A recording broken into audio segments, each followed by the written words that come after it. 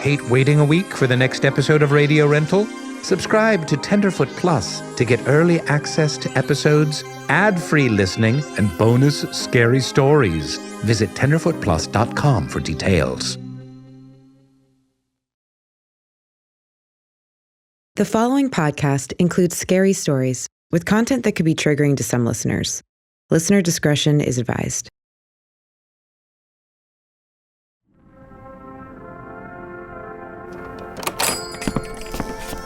Come in, welcome. Welcome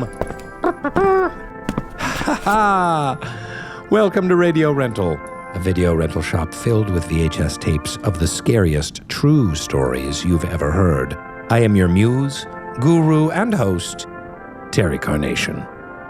Today is bittersweet. It's the end of this season of Radio Rental, as well as the end of 2023, an altogether mostly horrible year. Good riddance. Burt Bacharach died. So many of my heroes died in 2023. It's heartbreaking. Suzanne Summers, Michael Gambon, Rosalind Carter, for Christ's sake. Damn you, God! Ray Liotta, Richard Roundtree. Oh, the list goes on and on. Anyway, we're all using this time to write down our New Year's resolutions. So that's right, we've got the whole gang here participating. My pet cat, Malachi. Say hi, Malachi. My niece, Susie. Oh, goody, she found the matches again. And our new resident mouse, who I once thought was my dead wife. Silly me. Sadly, not my wife, but we have shared some incredible intimacy, nonetheless. Non-physical. Anyway, today we're going to write our 2024 resolutions and cast them into the void, which is that interdimensional hole in the corner of my store, right over there. Say hello, Void. Thank you, Voidy. I'm going to void my bowels into the void. Not really. That would be gross. Well, while we're thinking of ways to better ourselves, how about I put a tape on for you? A new scary story for you to feast upon. I can't wait. Here we go.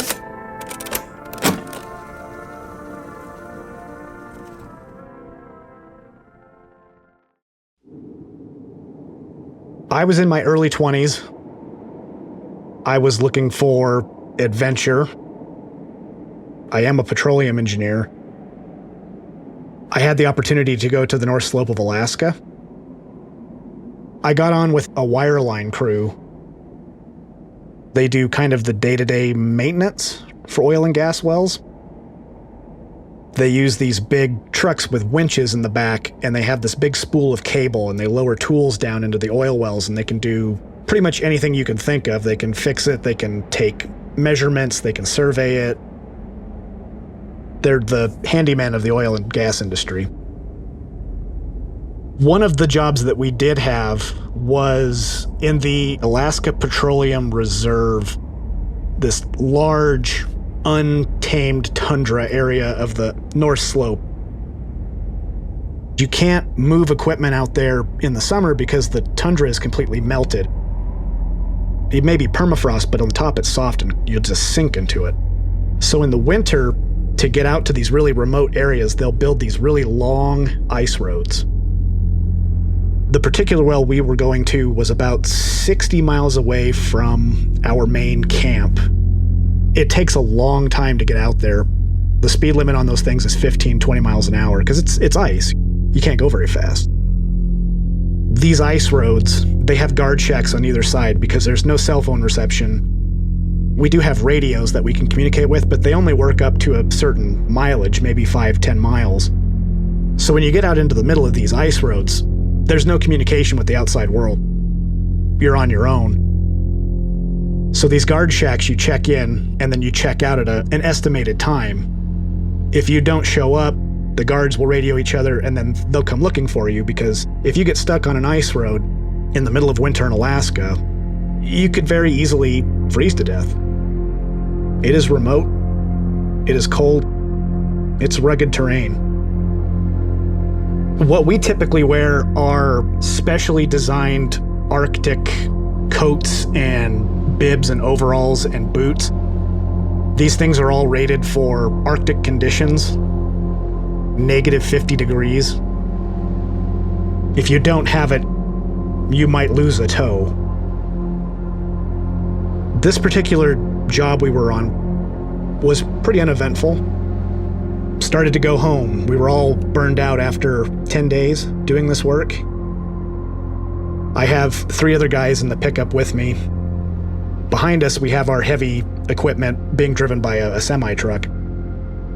And we start our way down the ice road. We stop at the guard shack, check in. It's 60 miles to the next guard shack, so we say, hey, we're going to see you in 3 hours. We're heading down the road, very uneventful. This is the middle of January, so the sun hasn't quite come up yet. You can kind of get a little bit of light from the stars, but it's dark.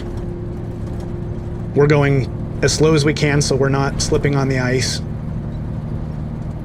Out of nowhere, in our headlights, something kind of pops up in the middle of the road. It's a guy. It's this guy just walking down an ice road in the middle of the tundra like a zombie from a George Romero movie. He's just shuffling. He's not moving his arms, he's not swinging his arms, he's just shuffling his feet. It's 20 degrees outside, 4 a.m. in the morning. There's no reason this guy should be out here. And what's even weirder is the way he was dressed. He was in jeans, sneakers, and like a hoodie. Almost like you just teleported somebody off the street and just dropped him into the middle of the tundra. Totally not prepared for this kind of environment. Totally out of place. Immediately set off alarm bells in my brain. He had to have been walking for a long distance. There were no other roads that connected onto that. There were no other villages in between it. There was pure just tundra. There was no obvious signs of an accident where his snowmobile had tipped over or where he'd actually walked onto the ice road because, with the snow, you should be able to see tracks. This is definitely strange. Why is this guy here? The first thing that comes to my brain is he's probably a local Inuit that has been out hunting. Maybe his snowmobile is broken down and he's just trying to get back to the guard shack. That seemed like the most plausible explanation. It wasn't too unnerving to see him, but we were definitely concerned. You don't just see people in the middle of nowhere, Alaska, at this kind of environment. He didn't look cold. In those kind of temperatures, you can tell that something looks cold, like there's a little bit of frost in it. He looked like he had just stepped out of a house or something. He didn't seem like he was cold. He didn't act like he was cold. Like he just popped out of nowhere in the middle of the tundra. As we're rolling up on this guy, we're going slow. He doesn't acknowledge us at all. He's just shuffling his feet forward. His eyes are straight ahead. He's just completely ambivalent to us being there. I get up maybe about 2 or 3 feet away from him and roll my window down. The first thing I notice is that he's not Inuit. He's Caucasian. He's definitely not a local lost villager. He could be an oil field worker. He could be a tourist that has gotten lost. I don't know how that would have ever possibly happened. It definitely threw us off at that point that he was not a local. So I get my window rolled down. I'm asking him if he needs help. Hey, are you okay? Are you all right? He doesn't acknowledge us. He just keeps shuffling forward, doesn't turn his face. His eyes are completely devoid of any kind of thought or emotion. He's just walking forward. He's just shuffling. The guy in the passenger seat, my buddy, He's like, well, maybe he was in an accident. He's in shock. He didn't look injured, but he was definitely in a trance or something. And he was just shuffling forward. If he wasn't shuffling forward, he would have been catatonic. He was dead to the outside world. We continue to kind of roll our truck alongside him, and he's just trudging down the road. We're just trying to work on getting his attention. We're just talking to him and trying to get him to acknowledge that we're there. Why are you here? As we're talking to him in this extreme cold, I keep getting these whiffs of a smell coming off him. It's really peculiar. It smells kind of like acidic garlic. It's not like anything I've ever smelled before. And that kind of made the hair on my neck stand up, just because he just smelled so strange. In that kind of cold, you don't really smell things anyway. It was just kind of very weird.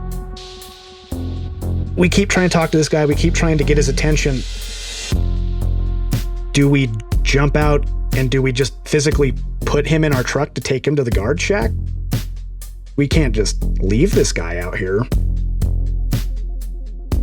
Maybe we should pull in front of him and see if we can stop him physically with the truck. Maybe we should just get out and see if we can help him in any way. One of my coworkers that was sitting behind me, he said he'd had enough of this. He rolled down his window and he reaches out of the cab to grab the guy. And what he wanted to do was shake his shoulder, and kind of see if he could wake him up out of his stupor. But before my coworker's hand could even reach this guy just spins around and latches onto my buddy's outstretched arm, just grabs it right at the wrist and just squeezes it. You could hear tendons popping and stuff. It's almost like he had eyes in the back of his head. He knew exactly where his wrist was. He flipped around, just grabbed right onto it. And he's staring him dead in the eyes, just glaring at my coworker. And then he turns his gaze to me, and it's the same just hateful gaze looking at me. And he's just clenching onto my crewmate's wrist tighter and tighter and tighter.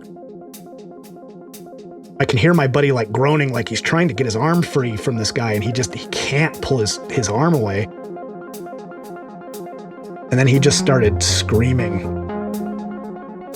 It was primal. Unearthly. If emotions had a physical temperature, this guy could have melted the entire tundra that night. He was just mad. There was just so much hate and rage and anger in that scream. It was absolutely terrifying. He's just screaming in our faces. I slammed on the gas of the truck. We spun out on the ice for a second before the wheels finally caught and shot us forward. He's running alongside the truck. As we're picking up speed and going faster, this guy still has a hold of my buddy's arm, and he's trying to pull him out of the truck.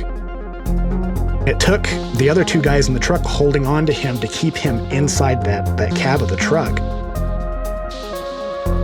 Eventually, he was able to kind of break free of this guy's grasp, and we just hauled as fast as we could all the way to the guard shack, about another 30 miles down the road. One of the guys suggested maybe we should go back and double check on this guy, which was immediately shut down. We were all like, no, there's no way we're going back there. We just kind of all sat in silence until we got to the guard shack. It should have taken us about an hour and a half. I think it took us maybe 30 minutes. We were going way too fast for those road conditions, but we were scared out of our minds. We get to the guard shack. We probably looked pretty bad. We looked probably pretty scared. I could say the guards were looking at us a little weird because I'm sure they haven't seen a lot of people like that come in and that disheveled, I guess. There's a guy out there we don't know. He might be lost. He might be hurt. We had to get out of there. We couldn't get him into the truck, or we couldn't help him. We're just reporting it. The guards didn't take us seriously.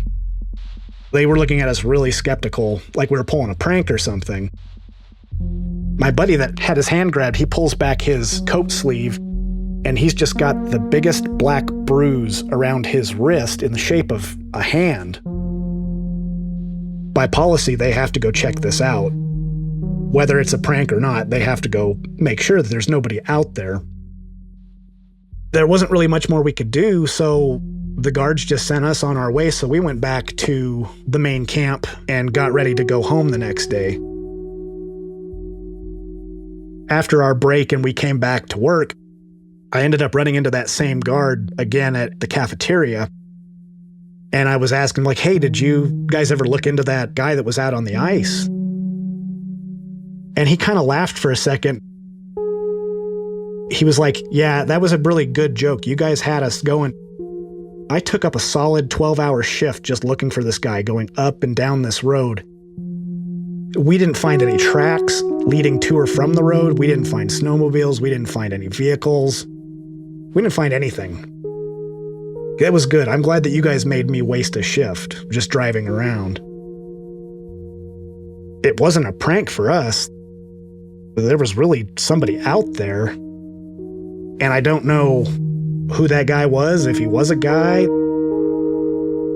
The first couple days after it happened, I remember joking with the guys that were in the truck. I'm like, did we just run into the devil? Did we just run into like a demon or something? The rational side of me, the only thing I can think of is that he must have gotten lost from maybe some sort of work camp that was out there, maybe another drilling rig. There was only 2 rigs running at that time. When the guards checked everything and there were no tracks leading to and from the ice roads and there was nobody reported missing from the camps, if this guy had disappeared from one of those construction sites, we would have known about it within at least a shift. Nobody was ever reported missing from them. It's a total mystery to me, even to this day, and nobody has been able to really pull all that together. I consider myself naturally skeptical of a lot of stories that people will tell, but I will go to my grave wondering where that guy came from, what that was all about. There's no reason that guy should have been there. There's no reason we should have come up on him. None of it makes sense, and I don't think it ever will. It's just one of those mysteries I have in my life that is just going to haunt me forever.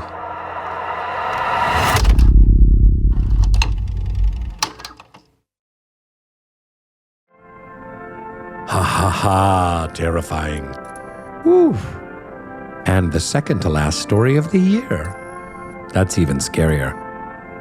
Let's take a break for some ads. Maybe my resolution could be to have fewer ads.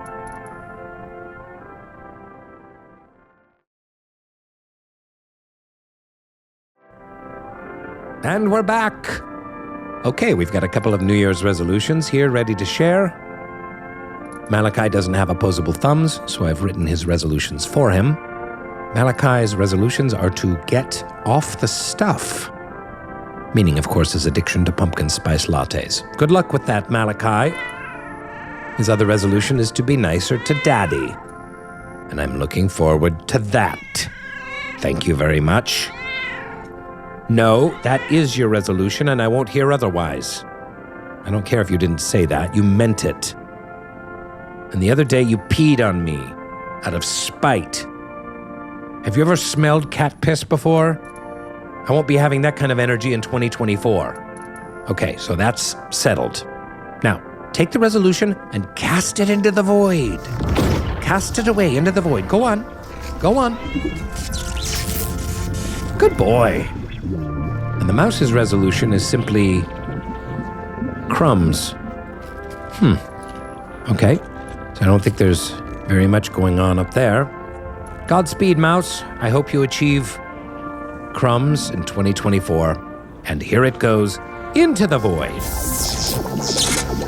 Well, that leaves 2 of us. We'll noodle on these resolutions while you listen to another story. Here we go. Let's pop it in.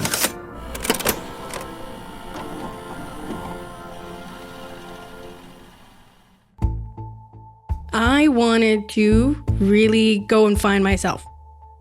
And maybe finding myself meant not in my hometown. So I decided to look at other places to do my first full year of teaching. And so I saw this opportunity to teach in England. I thought, this is perfect. I'm going to figure out what grade level I want to teach. I'm going to figure out who I am as a teacher and as a person, and I'm going to be able to travel all over the world. The company that recruited me recruits mostly Canadians. I was like, great, so we're going to get you this townhouse. Since we have to get you home, we have to have roommates. One was from Poland, one was from New Jersey, and then one from New York. I thought, wonderful, they sounded like fun ladies that I'd be interested in hanging out with. You know, it was going to be a great experience. Well, one of my roommates, Jerry from New Jersey, was not the most stable person. Clearly was having drinking issues, having dudes in her house that we did not know. It got to the point where I was just getting really frustrated because all these strange men were coming into my home. I was stressed out. She was borrowing money from me, and I was just so frustrated. I had used to go on trips with her. She had no money, and she still owed me money. She wasn't paying her bills. It was not a nice roommate situation. And so I went off to Ireland without her, with my friends. She was upset that I didn't invite her, but I didn't invite her because she didn't have the cash, because I knew she owed me money still.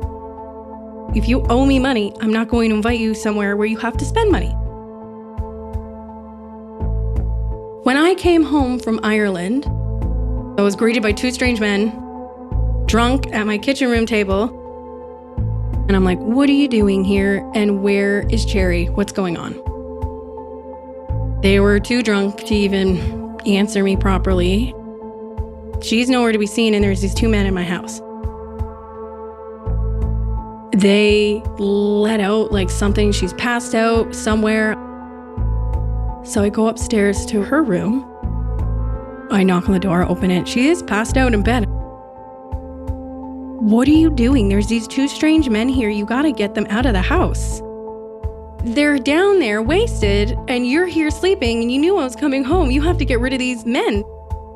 Are you gonna be paying attention to them? They're your guests. You gotta get rid of them. She lost it on me. She screamed at me. I said to her that she's too messy. I'm tired of cleaning up her messes and taking care of her. I was like, I'm done. Like, I'm going to find somewhere else to live. Like, I can't be put in these positions anymore. And it was a full bad fallout. I go downstairs and I lose it on these guys. I was like, you need to get out of this house right now. Like, when she was passed out, you should have left. Get out of here. They leave. The week goes by and it's awkward. We're avoiding each other. I'm sitting in my nightie in my pajamas. I'm all in bed and I'm cozied up, and I have books just all around me laid out by grade levels, and I'm marking them. So I'm very focused. All of a sudden, I feel energy. It was just so heavy.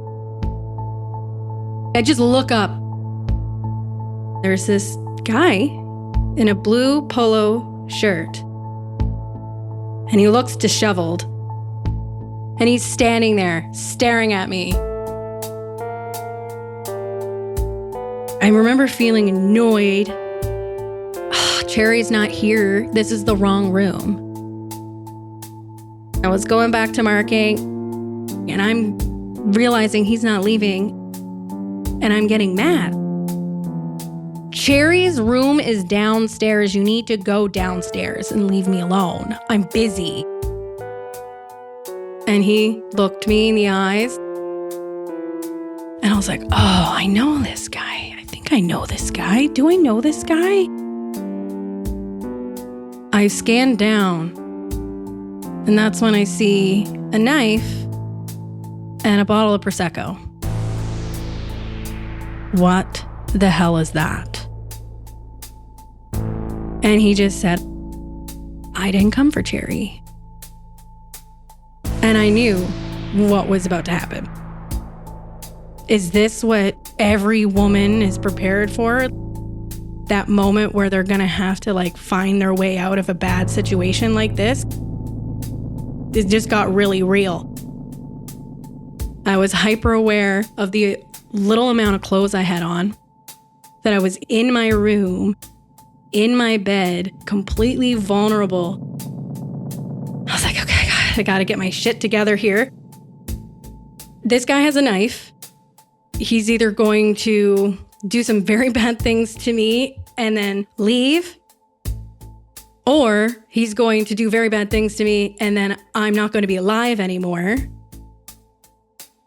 So how do I get out of this situation? I need to get out of bed, I need to get out of this room, and I need to get downstairs. I'm panicking, thinking, how am I going to get downstairs without this man doing all kinds of other things that could happen in this situation?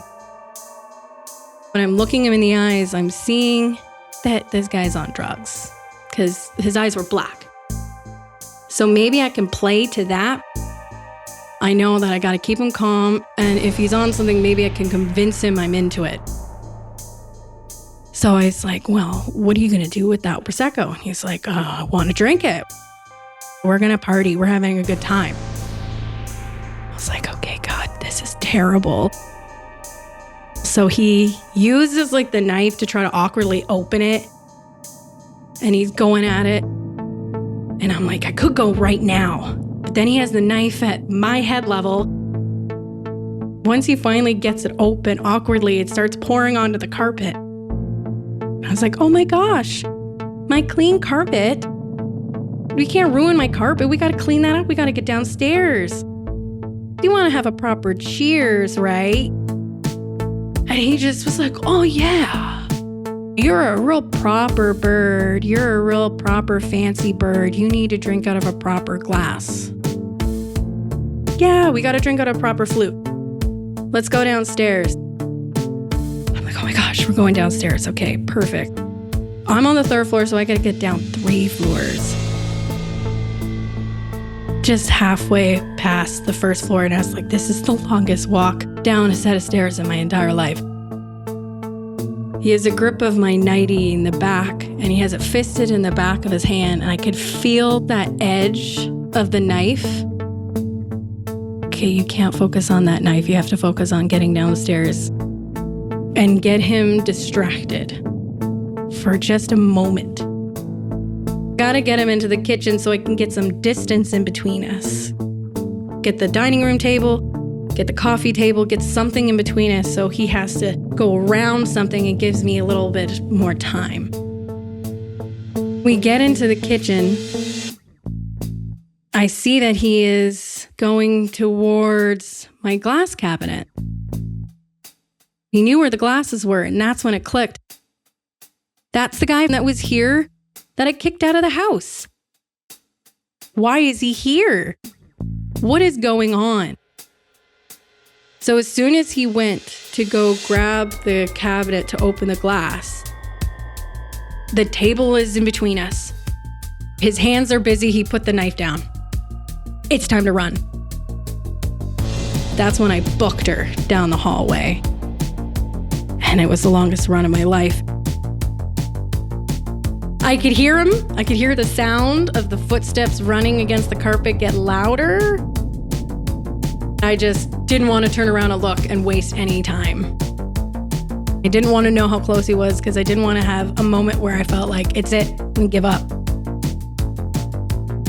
We had a finicky door. I was praying that the door wasn't locked, that he came in through the front door, because if it was locked, it's going to be very hard for me to get out that front door. But it wasn't locked, so I knew he got in with a key. So I burst out the door and I'm screaming, help, help, help. Please, there's somebody in my house, help me. I hear him running behind me. There's a train station right across from where I lived. Usually people would walk down the trail and they'd walk past our home. There was a pretty busy street during the day.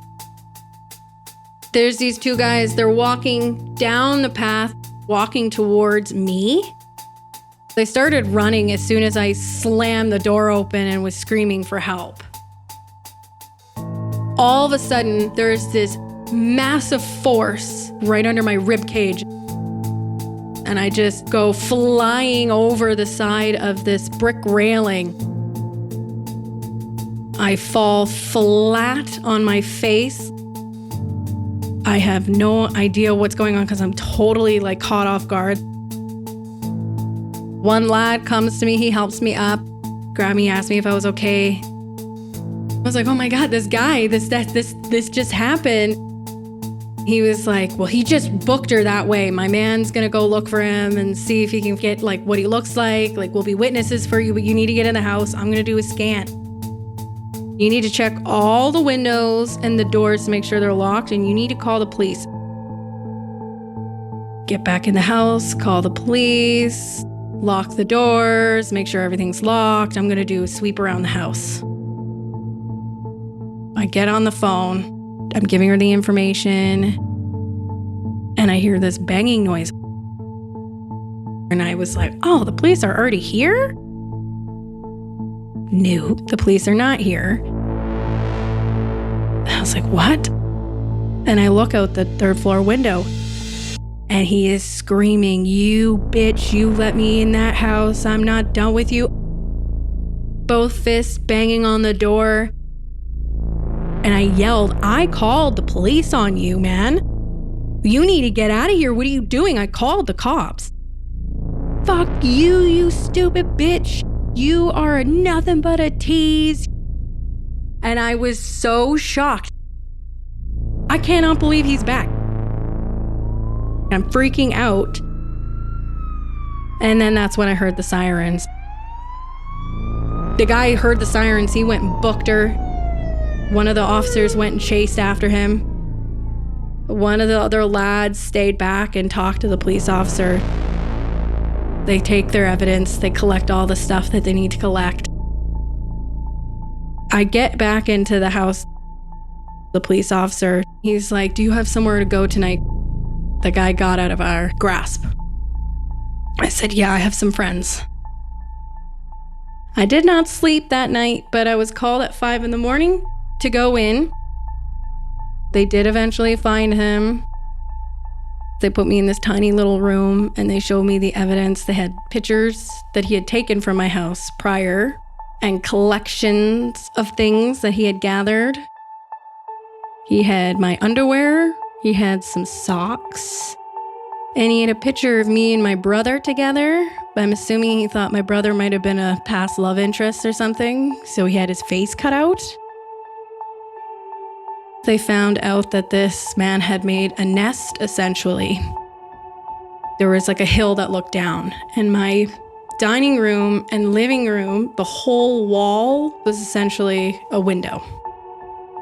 So he had made a nest at the top of the hill and was just casing our place.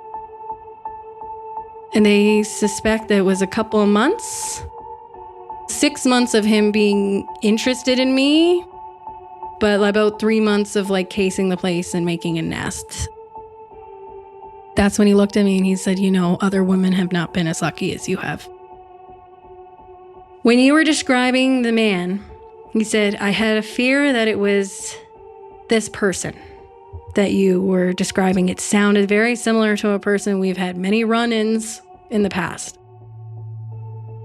I'm letting you know now, whatever intuition you had that made you play along, you gotta count your blessings, because other women have not been so lucky. This is not his first offense. This will put him away, but he is a known sexual assaulter. He did say, well, it all started at a night at the pub. I had dropped my wallet when I was in the process of buying a drink. I went to go pick up my wallet. And at the same time, said man, he saw it drop, he was going to grab it for me. Our hands touched. We made eye contact. And that was the love story that he had created in his mind. Then he orchestrated trying to talk to me.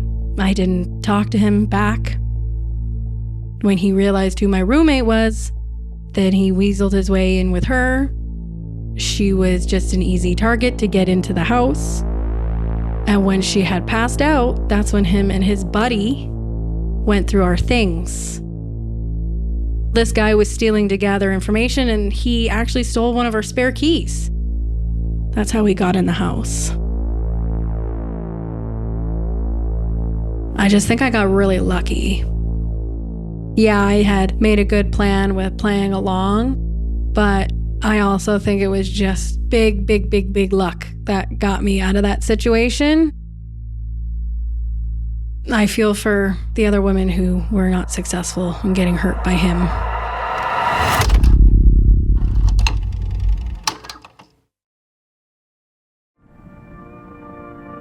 Now here's another ad. The last ad break of the season, actually. I think I might cry.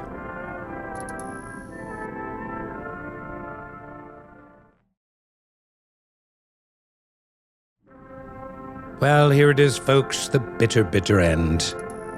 Susie has decided that her resolution is to move out of Uncle Terry's shop. And what a relief, loss, what a real loss that is. We would all miss you so much, Susie Q. And every time I see a spontaneous trash fire, I will think of the good times we spent together. And I hope you will come back and visit us and giggle maniacally whenever you can. Just call first and I'll make sure I'm conveniently on vacation. Into the void it goes. And finally, my 2024 resolution. I resolve to consume more healthy fats and omega-3 fatty acids, less processed sugar. I also resolve to begin writing my memoir, Pale Carnation. Or, Terry, are you there? It's me, Terry. Or maybe a carnation for Algernon. Or Spare. Anyways, finally, I promise to return in the spring with a new box of tapes from my collection. And I know you're all incredibly picky. Don't think I don't know. But I will do my very best to bring you even scarier stories told by even realer people. And with that, I cast these resolutions, written on a CVS receipt the length of my leg, into the void. Begone ye! Well, my dearest admirers, have a happy holiday and a safe yet spooky new year.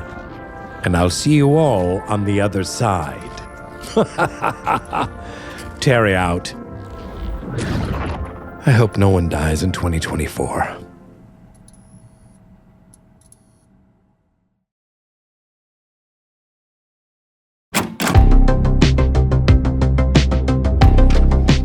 Radio Rental is created by Payne Lindsay and brought to you by Tenderfoot TV. Lead producer is Eric Quintana. Executive producers are Payne Lindsay and Donald Albright. Hosted by Rainn Wilson as his character, Terry Carnation. Written and produced by Meredith Stedman. Additional writing by Mark Lachlan. Supervising producer is Tracy Kaplan. Associate producer is Jaja Muhammad. Editing by Eric Quintana, Mike Rooney, and Meredith Stedman. Sound design, mix, and master by Cooper Skinner. Additional sound design and mixing by Devin Johnson. Original score by Makeup and Vanity Set. Video editing by Dylan Harrington. Cover artwork by Trevor Eiler and Rob Sheridan. Special thanks to Oren Rosenbaum and the team at UTA, the Nord Group, Station 16, Beck Media and Marketing, and the team at Odyssey. If you have a radio rental story that you'd like to share, please email us at yourScaryStory@gmail.com or contact us via the form on our website, radiorentalusa.com. Follow us on Instagram and Twitter at Radio Rental. You can also follow the illustrious Terry Carnation on social media. Just search at Terry Carnation. On behalf of the Radio Rental store, we'd love it if you'd subscribe, rate, and review. Thanks for listening.